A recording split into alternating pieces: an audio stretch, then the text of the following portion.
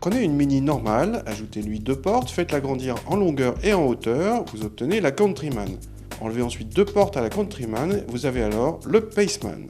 En tout cas, toute la partie avant est identique entre les Countryman et Paceman. À l'arrière, outre les portes en moins, les feux et la ligne de toit sont différents.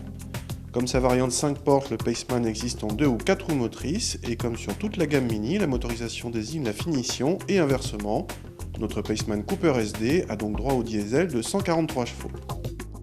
A l'intérieur, pas de surprise, on retrouve la planche de bord typique des Mini avec le grand compteur central rond qui intègre ici le GPS, puis en bas de la console centrale, la rangée d'interrupteurs chromés. A noter que les commandes de vitres électriques ont migré sur les contreportes. La qualité des plastiques est toujours aussi décevante vu le positionnement haut de gamme de la voiture, mais le plus décevant vient des places arrière, au nombre de 2, pas plus, et sensiblement moins généreuses que dans le Countryman, idem pour le coffre qui descend de 350 à 330 décimètres cubes. Plus haut sur pattes que la Mini normale, plus lourd également, le Paceman tente de garder le côté dynamique de la marque, mais avec moins de succès.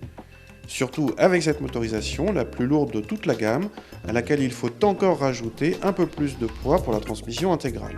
Le moteur est à l'aise dans ce Paceman et reprend facilement, mais Mini a toujours un problème avec le système stop and start sur les diesels. La voiture vibre à chaque redémarrage.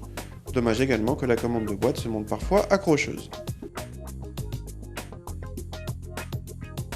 Autant la Countryman peut-elle facilement se justifier en étant une vraie Mini familiale, qui plus est avec la possibilité de recevoir les 4 roues motrices, autant ce Paceman est-il plus difficile à comprendre.